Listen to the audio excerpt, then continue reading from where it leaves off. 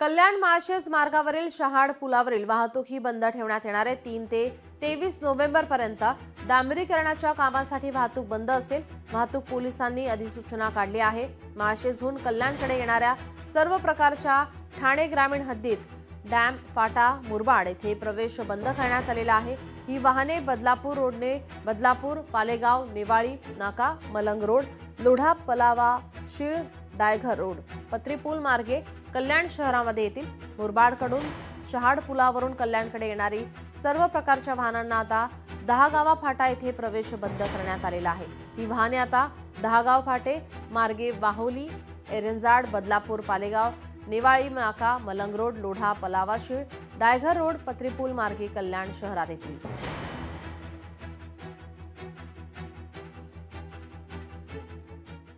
माननीय डीसीपी पंकज शिरसाट, ट्रॅफिकचे DCP sir, त्यांना जे अधिकार आहेत ते अधिकार वापरून त्यांनी एक अधिसूचना जारी केलेली आहे काल। त्या अधिसूचनेप्रमाणे माळशेजकडून कल्याणकडे येणाऱ्या सर्व प्रकारच्या वाहनांना ठाणे ग्रामीणच्या हद्दीत डॅम फाटा, मुरबाड येथे प्रवेश बंद करण्यात आलेला आहे। सदरची अधिसूचना ही 3/11/2025 ते 23/11/2025 लागू राहील। सर्व प्रकारची वाहनं आपल्या शहाड ब्रिजवर बंद करण्यात आलेले आहे। शहाड ब्रिजचं डांबरीकरणाचं काम सुरू करणार आहे 3 तारखेपासून।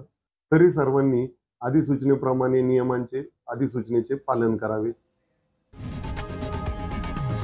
लोकशाही मराठी ऐका, पहा, जागरूक रहा।